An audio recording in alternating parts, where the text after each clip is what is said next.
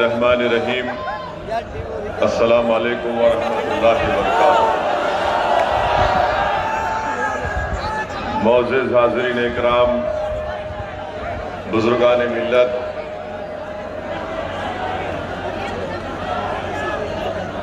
शहनशीन पर मंच पर तशरीफ़ फरमा मजलिस इत्तेहादुल मुस्लिमीन के सदर जनाब मोहतरम शौकत अली साहब और तमाम मेरे मजलिस के बावक़ार बाइज़्ज़त साथी,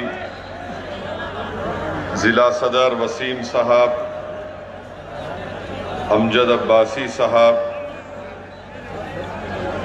मोहतरम जनाब रिजवान अहमद साहब, मरगूब हुसन साहब, बिलाल साहब, मुस्तफ़ीज़ साहब, एहकाम साहब, राव शुएब साहब, नौफल रुमानी साहब, महताब चौहान साहब, पवन राव अम्बेडकर साहब और उत्तराखंड के मजलिस के सदर जनाब नैयर काज़मी साहब, मेरे गयूर नौजवानों,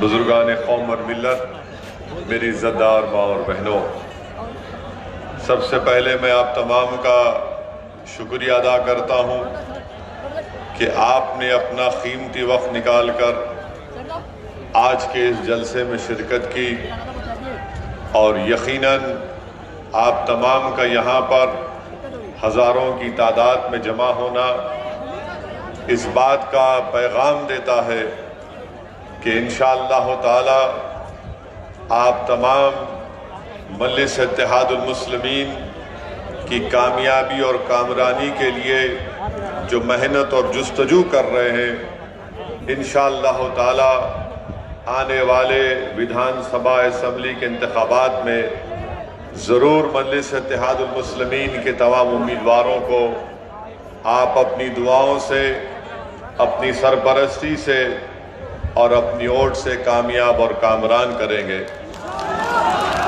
मेरे अजीज़ दोस्तों और बुज़ुर्गों, ये मेरी खुशकिस्मती है कि मैं दोबारा अल्लाह सुब्हानहू व तआला ने मुझे इस तारीख़ी सरज़मीन पर आने का मौका दिया और अल्लाह ने मुझे ये एज़ाज़ बख्शा कि मैं एक ऐसी गयूर सरज़मीन पर बसने वाले गयूर अवाम से कुछ अपनी दिल की बात उनके सामने रख सकूं।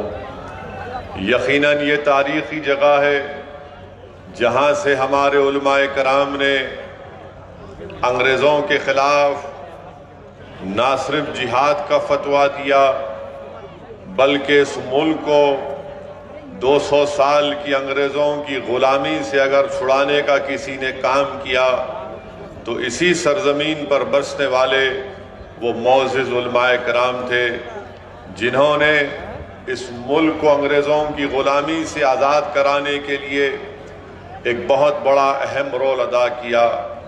मैं अल्लाह से दुआ करता हूँ कि अल्लाह सुब्हानहू व तआला हमारे उन तमाम जय्यद उलमाए कराम को, उन मरूमीन को अल्लाह उनकी मग़फ़रत करे, अल्लाह उनकी ख़बर को कुशादा फरमा दे, अल्लाह उनके दर्जात को बुलंद फरमाए और अल्लाह सुब्हानहू व तआला हम तमाम को उनका नेक नेमुल बदल बनाए, क्योंकि आज हमारा वतन अज़ीज़ फ़िरक़ा परस्ती की लहर में डूबा हुआ है।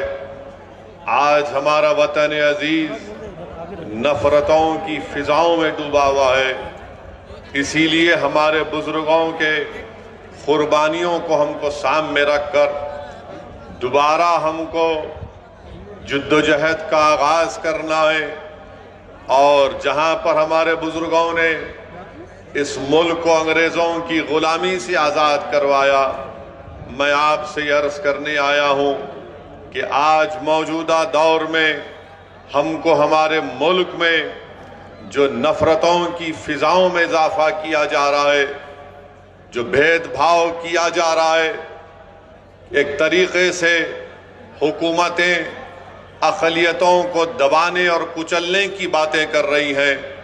आज हमको दोबारा एक जद्दोजहद का आगाज़ करना पड़ेगा ताकि इस मुल्क को हम फ़िरक़ा परस्ती के जहर से पाक कर सकें, ताकि हम इस मुल्क को मुसलमानों की नफरत से पाक कर सकें, ताकि हम इस मुल्क की, जो यहां पर हमारे बुजुर्गों ने आज से 70, 75, 80 साल पहले हमारे बुजुर्गों ने नारा दिया था कॉम्पोजिट कल्चर का, इंडियन नेशनलिज्म का, आज हमको उस इंडियन नेशनलिज्म को बहाल करना है। आज हमको और आपको मिलकर अगर हम खराजी अकीदत पेश करना चाहते हैं रेशमी रूमाल के तहरीक के बानियों को, तो अल्लाह अगर उनकी रूहों को जबान देगा तो रेशमी रूमाल तहरीक चलाने वाले बुजुर्गों की रूहें हमको आज पुकार पुकार कर कह रही हैं कि हमने अपना सब कुछ कुर्बान कर दिया। हमने माल्टा की जेलों में मुश्किलात और मसाइब और मुश्किलात का तूफान का सामना किया। आज वो हमसे पुकार रही है कि जो ताकतें आज इस मुल्क को इंडियन नेशनलिज्म के बजाय हिंदू नेशनलिज्म में डुबोना चाहती हैं, हमको इंडियन नेशनलिज्म को कामयाब करना है, हमको कॉम्पोजिट कल्चर को बरकरार रखना है, क्योंकि यही हमारे बुजुर्गों ने पाकिस्तान की बनाने की मुखालिफत इंडियन नेशनलिज्म पर की थी, कॉम्पोजिट कल्चर पर की थी। मेरे अजीज दोस्तों और बुजुर्गों, मेरी आपसे एक ही गुजारिश है कि हमको इंडियन नेशनलिज्म को कामयाब करना है। नरेंद्र मोदी हिंदू नेशनलिज्म की बात करते हैं, हम इंडियन नेशनलिज्म की बात करते हैं। यहां पर मौजूद जो मोदी के चाहने वाले मीडिया के चमचे हैं, वो जरूर हमसे सवाल करेंगे कि असदुद्दीन ओवैसी, तुम ये बताओ कि मोदी ने कहां कहा था हिंदू नेशनलिज्म की बात। तो मैं उन मीडिया के, उन मोदी के भक्तों से कहना चाह रहा हूं कि आप नरेंद्र मोदी के राइटर्स का इंटरव्यू पढ़ लीजिए उठाकर, जहां पर नरेंद्र मोदी ने इस तरह की बात की थी। हम इंडियन नेशनलिज्म की बात कर रहे हैं, हम इस्लामिक या मुस्लिम नेशनलिज्म की ना कभी बात किए ना कभी करेंगे इंशाअल्लाह ताला। हम कॉम्पोजिट कल्चर की कामयाबी के लिए हमारे बुजुर्गों ने काम किया। ये और बात है कि कांग्रेस पार्टी हो, समाजवादी हो, बहुजन समाज पार्टी हो या पुरानी लोकदल हो, इन्होंने इंडियन नेशनलिज्म को खत्म करने की बात की, मगर आज असदुद्दीन ओवैसी मजलिस-ए-इत्तेहादुल मुस्लिमीन के इस प्लेटफॉर्म से खड़े होकर आप तमाम गयूर लोगों के सामने इस बात को दोहरा रहा है और आपके सामने अहद ले रहा है कि हम इंडियन नेशनलिज्म की बरकरारी के लिए काम करते आए हैं और इंशाअल्लाह ताला उसके ऊपर काम करते रहेंगे। मेरी आपसे एक ही गुजारिश है कि आप मजलिस-ए-इत्तेहादुल मुस्लिमीन का साथ दीजिए। ये सहारनपुर की एक तारीखी सरजमीन है, यहाँ पर चप्पे चप्पे पर हमारे बुजुर्गों की कुर्बानियों की निशानियां हैं। यहाँ पर हमारे बुजुर्गों की मेहनत और जुस्तजू और उनकी मेहनत का रंग आज अब हम देख रहे हैं। मेरे अजीज दोस्तों और बुजुर्गों, इस मुल्क में जो नफरत की फिजाओं में इजाफा कर रहा है, इस मुल्क में जो मुसलमानों से उनकी तबाही और बर्बादी की जो बातें की जा रही हैं, हमको जमहूरी तरीके से उसका मौसर जवाब देना है। मुझे अफसोस इस बात का होता है कि जो लोग आज मुझे फिरका परस्त कहते हैं, जो मेरी पार्टी को फिरका परस्ती का इल्जाम हम पर लगाते हैं, हम इनसे एक ही सवाल करना चाहते हैं, बताओ उत्तराखंड के हरिद्वार में जो धर्म संसद के नाम पर जो मुसलमानों के खिलाफ बातें की गई, इस पर आप अपनी खामोशी कब तोड़ेंगे? उत्तराखंड में बीजेपी की सरकार है, बताओ अमित शाह, तुम निजाम की बात करते हो, उत्तराखंड में तो आपका निजाम है। आपके निजाम के तहत वहां पर धर्म संसद होता है। पूरी बीजेपी की सरपरस्ती में उत्तराखंड हरिद्वार में धर्म संसद होता है। नरेंद्र मोदी के आशीर्वाद से, अमित शाह की ताईद से और योगी की पूरी भरपूर हिमायत से उत्तराखंड में धर्म संसद में इस बात का ऐलान किया जाता है कि जिस तरह म्यांमार में रोहिंग्या मुसलमानों को उनको मुल्क से निकाल दिया गया, उसी तरह भारत के मुसलमानों का हशर करने की बातें की जाती हैं। कहा जाता है कि 20 लाख मुसलमानों का कत्ल कर दिया जाए, मगर आपको जानकर हैरत नहीं होगी, आपको ताज्जुब भी नहीं होगा कि जब मुसलमानों को कत्ले आम की दावत दी जाती है, मुसलमानों को बर्बाद करने की बातें की जाती हैं, तो किसी एक को भी उत्तराखंड की हुकूमत ऐसी बुज़दिल और मुखन्निस हुकूमत है कि इन धर्म संसद में इस तरह की नफरत की बातें करने वालों के खिलाफ एक को भी गिरफ्तार नहीं किया जाता। और जो जहर उगल रहे थे वो उल्टा पुलिस के पास जाकर कुरान करीम अल्लाह के कलाम के ताल्लुक से एफआईआर दर्ज करते हैं और इंस्पेक्टर साहब के सामने हंसते हुए मुस्कुराते हुए बात कर रहे हैं। ये भारत है जिसको आपको समझना है, ये वो भारत नहीं है जिसको हमारे बुजुर्गों ने अंग्रेजों से आजाद करवाया था। ये जो मौजूदा भारत है ये वो भारत नहीं है जिसको सन 57 की जंग आजादी में हमारे बुजुर्गों ने अपने खून से सरजमीन को लाल किया था। अगर हमने इस मुल्क को आजाद किया, इसमें बढ़ चढ़कर हिस्सा लिया, हमने काला पानी की सजा काटी, हमने सावरकर की तरह अंग्रेजों से अपनी जान की भीख नहीं मांगी, तो आज हमारे वतन में हमको धमकियां दी जाती हैं कि तुम्हारा कत्लेआम किया जाएगा, तुमको रोहिंग्या मुसलमानों की तरह तुम्हारा हाल कर दिया जाएगा। अरे कौन सी जमहूरियत की तुम बात कर रहे हो? कौन से संविधान की मोहब्बत में तुम काम कर रहे हो कि एक को भी गिरफ्तार नहीं करते, एक को भी गिरफ्तार नहीं करते? बताओ नरेंद्र मोदी, बताओ अमित शाह, बताओ उत्तराखंड की बीजेपी की सरकार, आज तुम्हारी नाक के नीचे खड़े होकर भारत की सबसे बड़ी अक़लियत मुसलमानों से इस तरह की धमकियां दी जा रही हैं और कोई हुकूमत कोई बात नहीं करती। सबसे पहले अगर उत्तराखंड में किसी ने इन जालिमों के खिलाफ अगर कंप्लेन दी तो उसका नाम नैयर काज़मी मजलिस इत्तेहादुल मुस्लिमीन के सदर थे। उन्होंने जाकर पुलिस स्टेशन में कंप्लेन दर्ज कराई। अब नैयर काज़मी मुझसे कह रहे थे कि उत्तराखंड में जगह जगह पर उसके खिलाफ एहतजाज हो रहा है, तो उत्तराखंड की बीजेपी की सरकार नैयर काज़मी के पास अपने लोगों को भिजाकर कहती है कि नैयर काज़मी, अगर तुम एहतजाज को बंद नहीं करोगे तो हम तुमको जेल में डाल देंगे। मैं उत्तराखंड की सरकार से कहना चाह रहा हूं, जेल में डालना है डाल दो, मगर याद रखो तुम हक की आवाज को दबा नहीं सकोगे।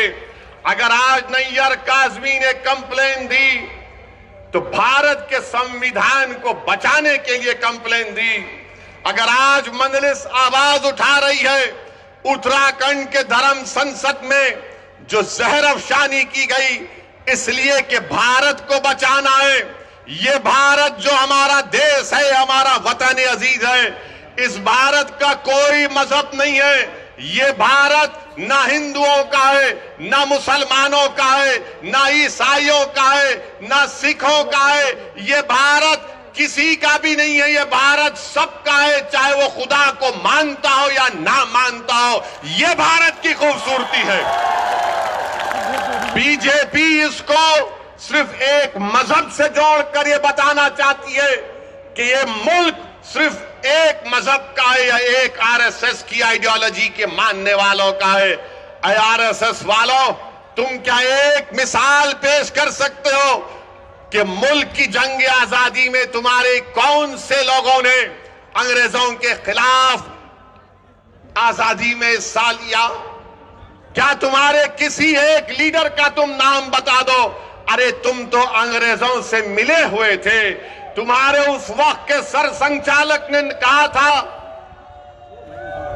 तुम्हारे उस वक्त के सर संचालक ने कहा था कि आजादी की लड़ाई में हिस्सा मत लो। नाम लो मैं उनका। मेरे अजीज दोस्तों और बुजुर्गों, आज आरएसएस भारत के मुसलमानों को देशभक्ति सिखा रही है। जब जरूरत थी अंग्रेजों के खिलाफ लड़ने की तो आप तो खामोश बैठे हुए थे। जब जरूरत थी जेल को जाने की तो आप अपने घर में बैठे हुए थे। अरे हमने हर मैदान में इस मुल्क को अंग्रेजों की गुलामी से आजाद करवाया। नरेंद्र मोदी की जबान से आप कभी नहीं सुनेंगे कि आरएसएस ने इस मुल्क की आजादी के लिए अपना खून या पसीना बहाया। नरेंद्र मोदी बात करेंगे औरंगजेब की, नरेंद्र मोदी बात करेंगे शिवाजी की, नरेंद्र मोदी कभी बात करो सन 57 की जंग आजादी में। बताओ ये लोग आज जो नफरत फैला रहे हैं इनका क्या रोल रहा? इनका कोई रोल नहीं रहा। बात करते हैं तो जिना की बात करते हैं। अरे इसी सरजमीन से हमने 2 नेशन थियरी को रिजेक्ट किया, मुस्तरद किया। हमने इंडियन नेशनलिज्म और कॉम्पोजिट कल्चर की बात की थी। अगर आज हम यहां पर सहारनपुर में हैं, देवबंद में हैं, गंगों में हैं, तो वो जिना के पैगाम को ठुकराने की सबसे बड़ी जीती जागती मिसाल है। मगर इनको सिर्फ जिना याद आता है। समाजवादी को भी आजकल जिन्ना याद आ रहे हैं। अखिलेश को भी जिन्ना जबान पर चढ़ गया। बीजेपी के तो दिलो दिमाग पे चढ़ता ही रहता है। मेरे अजीज दोस्तों और बुजुर्गों, एक और धर्म संसद हुआ छत्तीसगढ़ में। कांग्रेस ने कहा जब बीजेपी कर सकती है तो हम क्यों पीछे हटे? कांग्रेस की सरकार छत्तीसगढ़ में, वहां पर धर्म संसद होता है और उस छत्तीसगढ़ रायपुर के धर्म संसद में कांग्रेस का कैबिनेट रैंक का मंत्री बैठा हुआ है।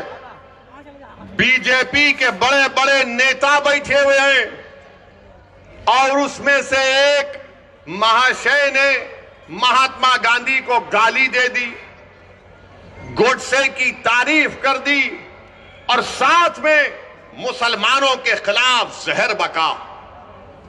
उसी धर्म संसद में यह भी कहा गया, अगर मैं कहूं आपके सामने तो यकीनन मुझे कहना पड़ेगा क्योंकि रिकॉर्ड है। रिकॉर्ड में उस रायपुर के धर्म संसद में क्या क्या कहा गया, उसमें एक मोहतरमा भी थी। उनको मिसेस नहीं बोल सकते, उनको मोहतरमा कहना पड़ेगा। मैडम ने कहा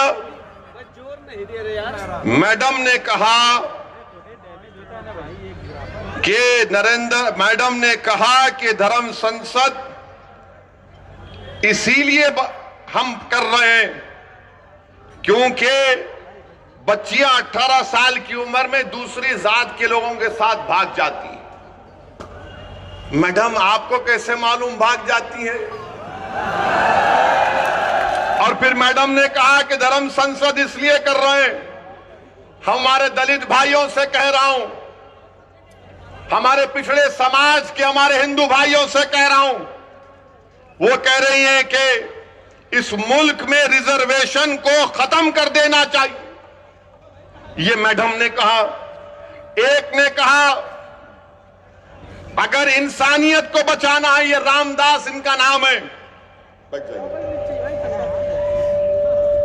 रामदास ने कहा कि अगर इंसानियत को बचाना है तो मुसलमानों को खत्म कर दो।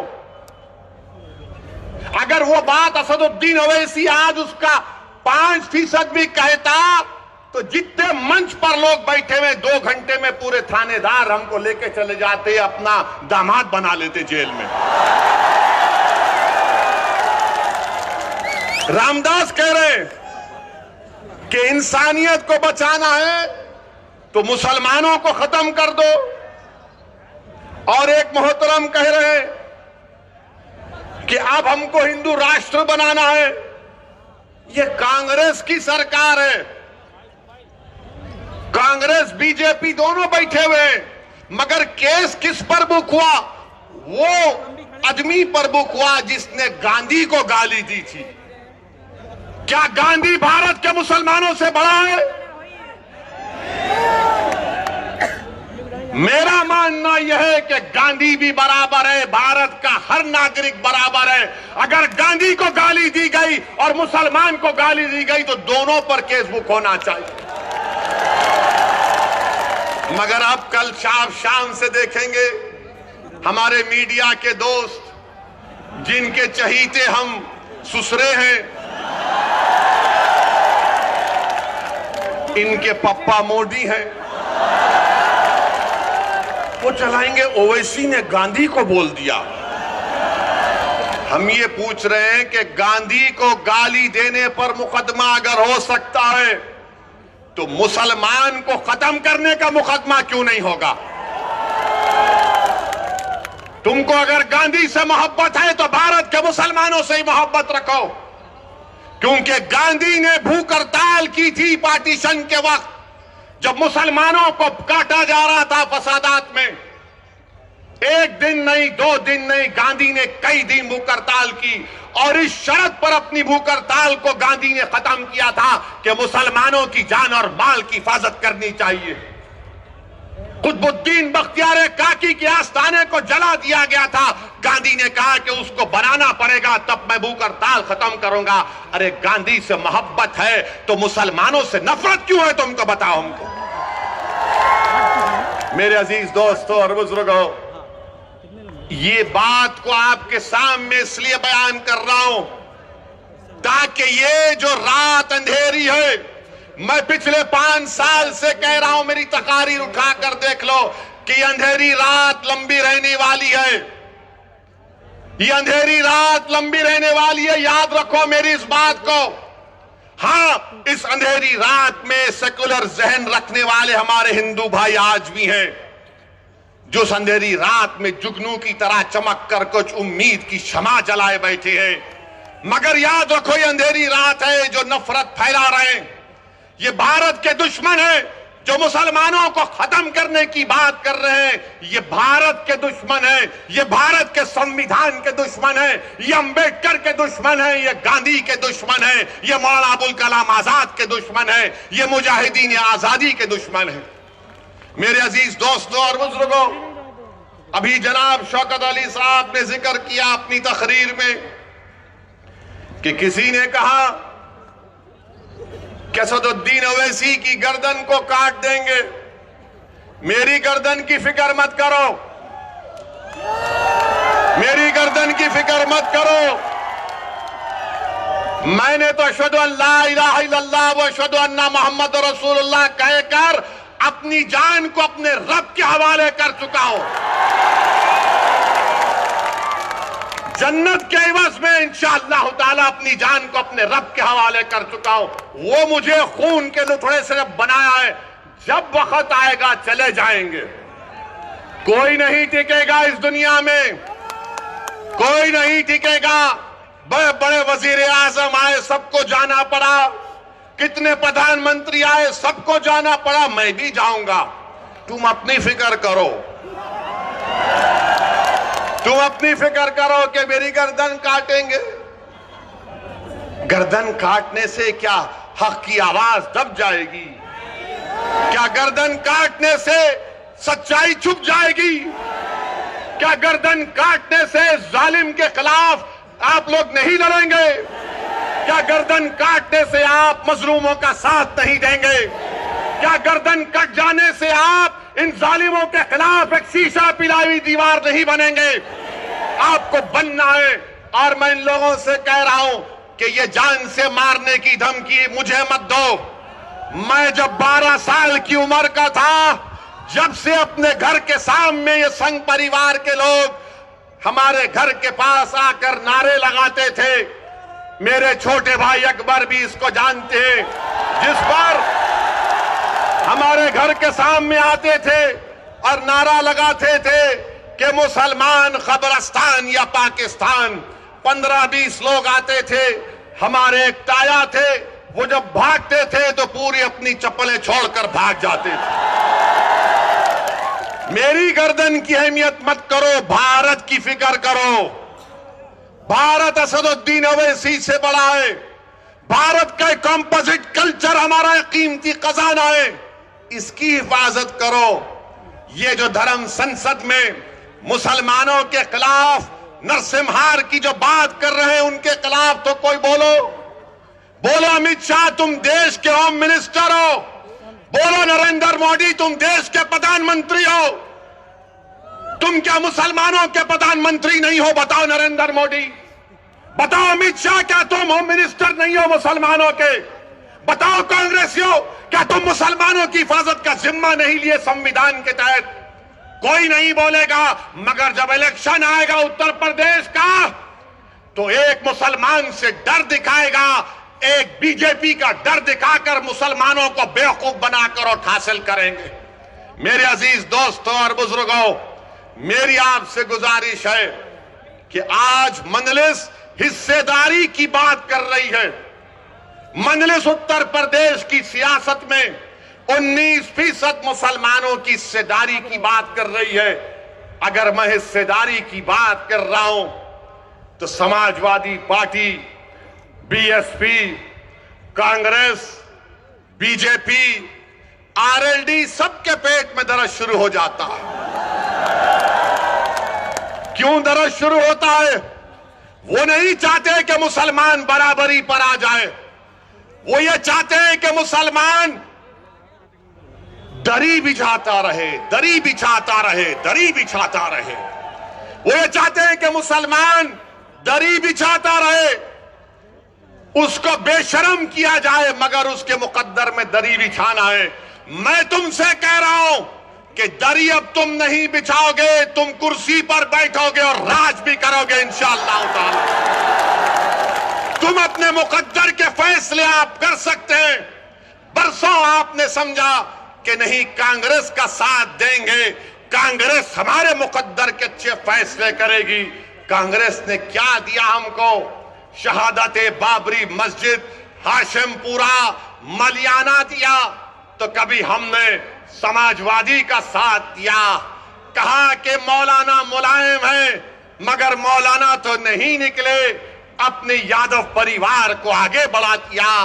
तो कभी आपने कहा कि चलो इनके बेटे का साथ देते हैं, तो हमको क्या मिला? मुजफ्फरनगर मिला।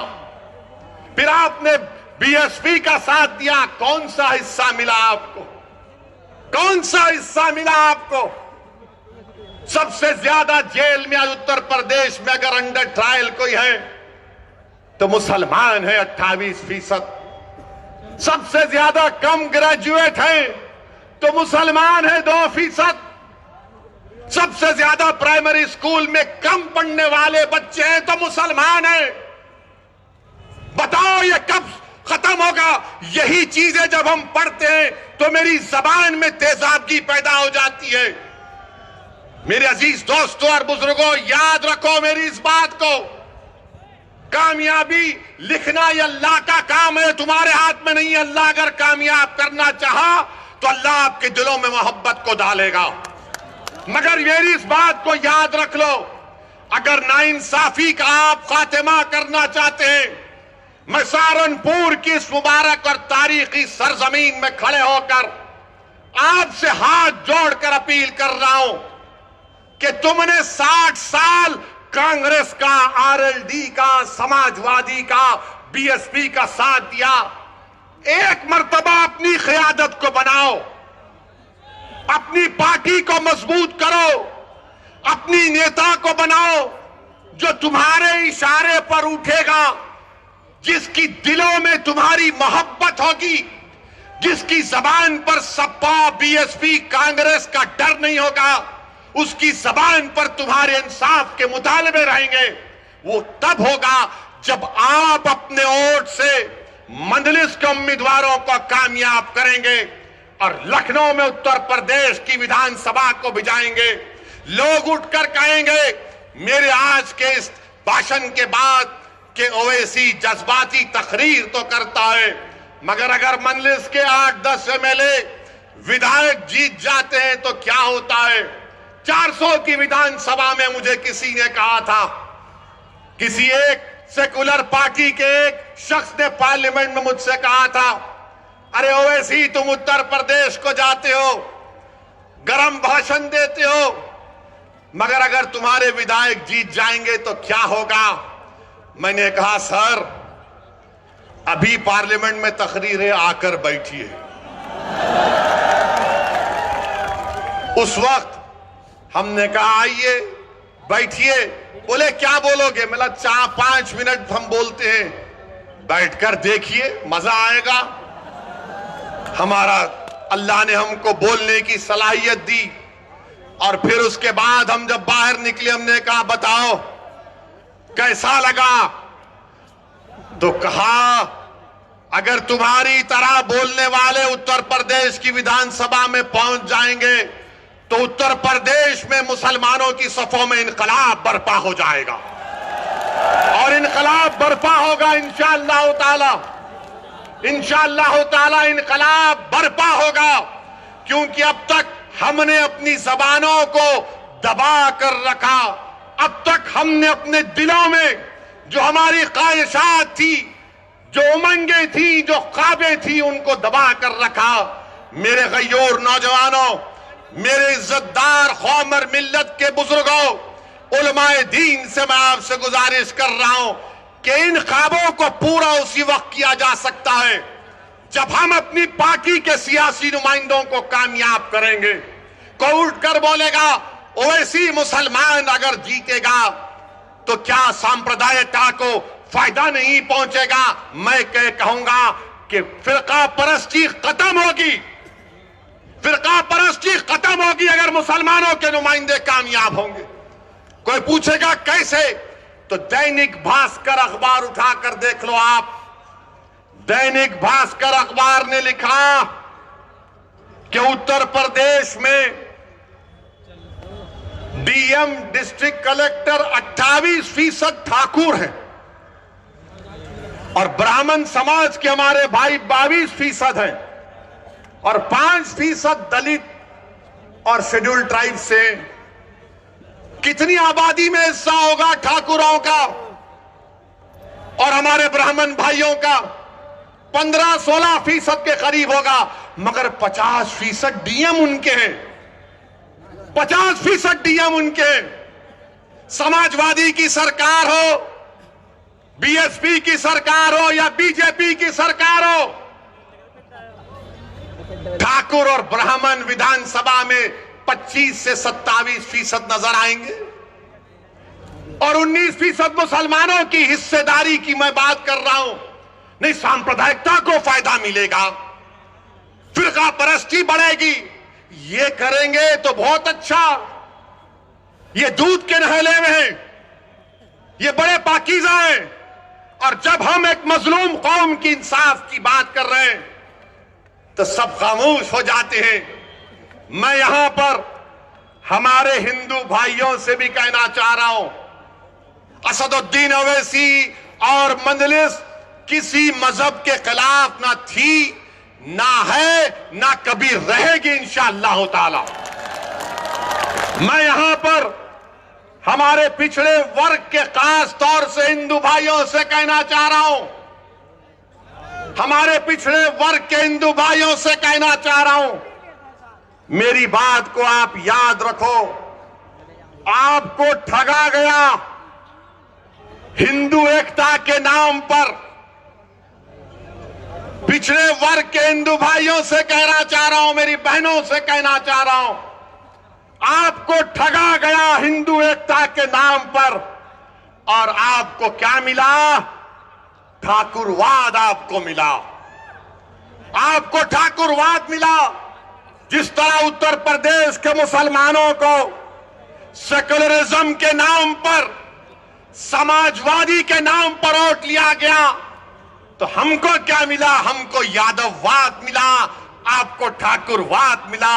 आओ मेरे पिछड़े वर्ग के हिंदू भाइयों, मैं तुम्हारे साथ काम करने के लिए तैयार हूं। मैं तुम्हारे साथ ठहर कर तुम्हारी लड़ाई लड़ने के लिए तैयार हूं। मैं हमारे दलित भाइयों से कह रहा हूं, मैं हमारे दलित भाइयों से कह रहा हूं, अगर आपको यह शिकायत है कि बीएसपी आपकी बात नहीं कर रही है, तो असदुद्दीन ओवैसी तुम्हारी बात करने तैयार है, तुम्हारे खिलाफ इंसाफ का मुतालबा करने के लिए तैयार है।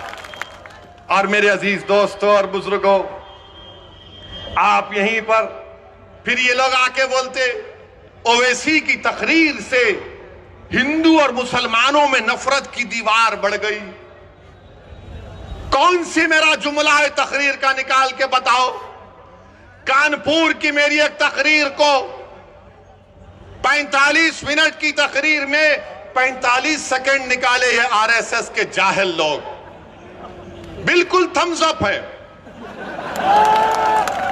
इनको सिर्फ 90 साल तक चड्डी पहन के लग फिराए थे, तो अचानक ख्याल आया यार 90 साल उम्र हो गई, पैंट तो पहन ले। तो पैंट पहना, तो क्या हमने क्या कहा था कानपुर में? एक 80 साल के मुसलमान को वहां की मुकामी पुलिस ने, और देने वाला एक दलित पुलिस का ऑफिसर था, जिसने कागज पर लिखकर कहा कि बोलो ओवैसी, तुम्हारे समाज से इस तरह का सलूक किया गया था। मैं अपने उस दलित ऑफिसर को सलाम करता हूं। उसने कहा कि 80 साल के एक मुसलमान की पुलिस ने दाढ़ी लोची, उसको पीटा और उस पर पेशाब किया। तो मैं बोला उसके खिलाफ, तो आरएसएस ने यह कह दिया कि ओवैसी ने हिंदुओं के खिलाफ कहा। मगर जब हमने पूरा 2 मिनट का वीडियो डाला, तो पूरे अपने बगलों में अपने चप्पल को रखकर भागना शुरू कर दिया। और अभी हम सुने कि बड़ा विकास उत्तर प्रदेश में हुआ। बाबा थकते नहीं है, मोदी थकते नहीं है, अमित शाह थकते नहीं है। हम बाबा से, योगी से, मोदी से पूछना चाहते हैं, 29 दिसंबर को सहारनपुर में आंख के कैटरैक्ट का ऑपरेशन हुआ था, जिसमें से 27 लोगों की बीनाई चले गई।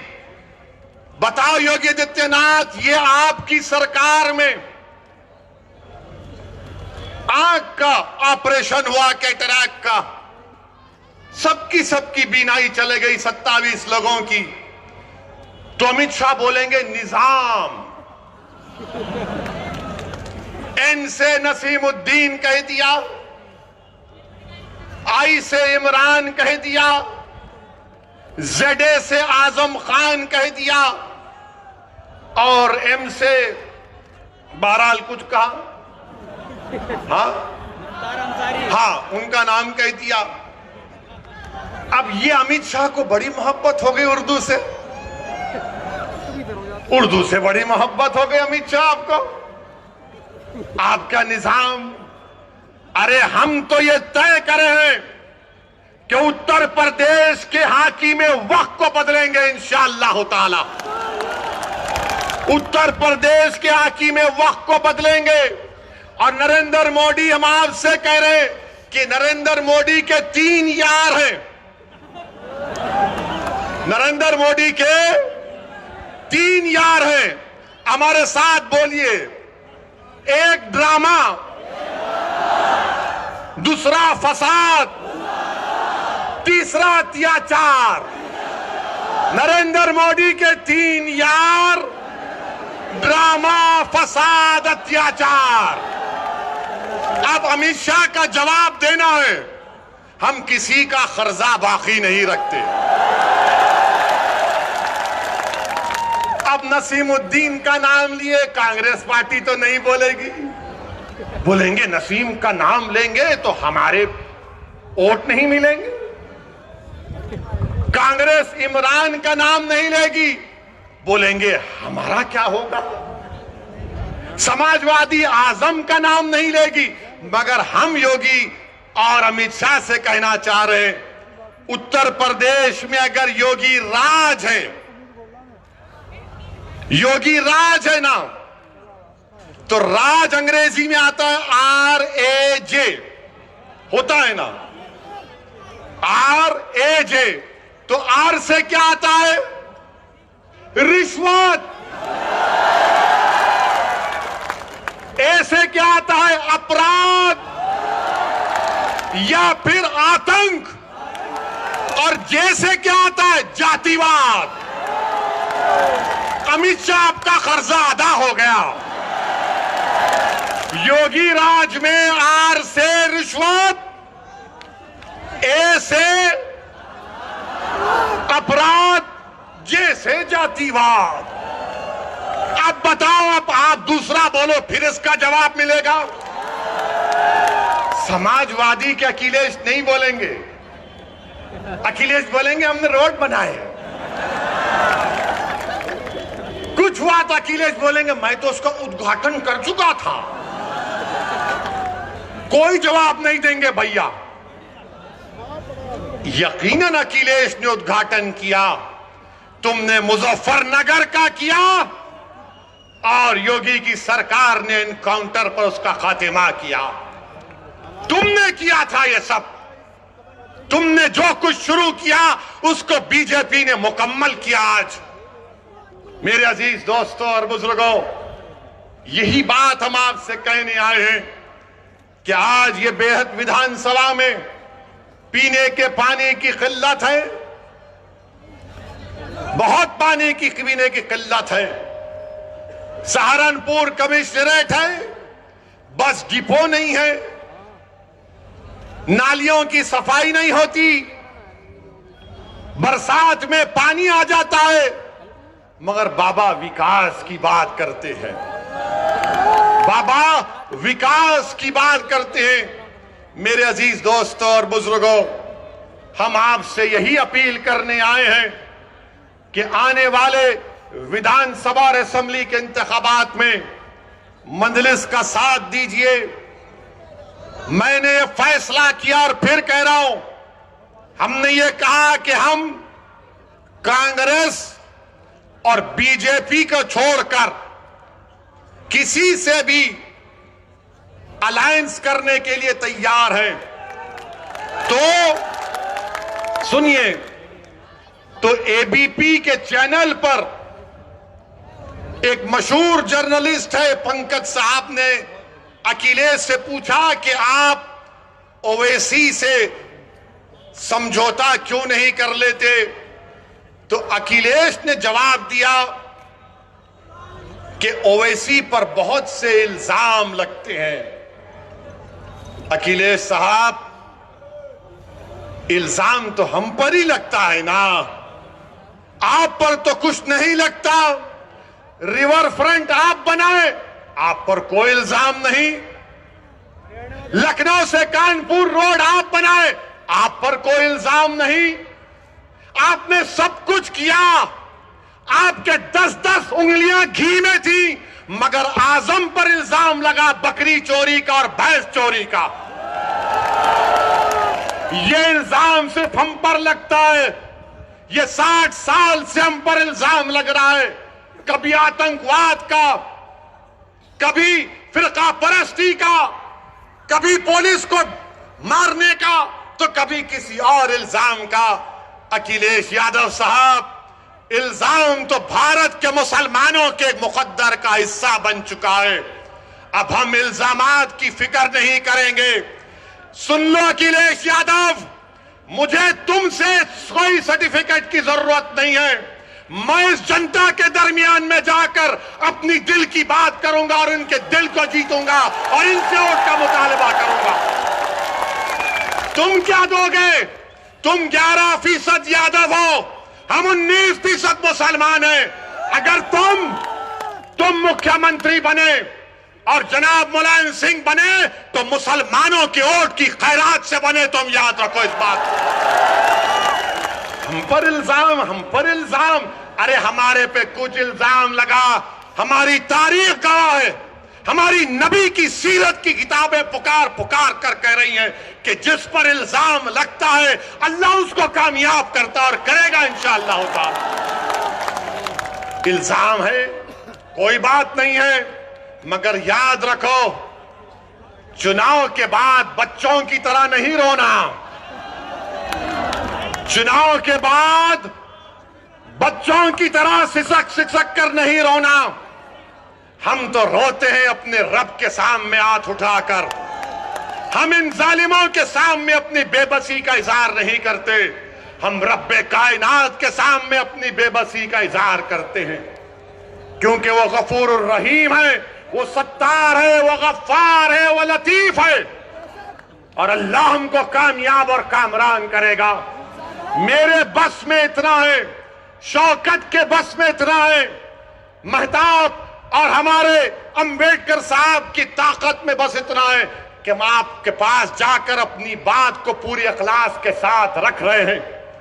दिलों में मोहब्बत डालने वाले का काम तो अल्लाह का है, दिलों को मोड़ने का काम तो अल्लाह का है। मैं तो बार बार कह रहा हूं कि अपने दिल पर हाथ रखकर मैंने आज आधे घंटे 40 मिनट में जो कुछ कहा, सोचो आप। अपने घर को जाओ, रात के अंधेरे में अगर तुम उठते हो तो सोचो इस बात को, कब तक हम सिस्कियां लेकर, कब तक हम इस गैर यकीनी कैफियत में अपनी जिंदगी को गुजारेंगे।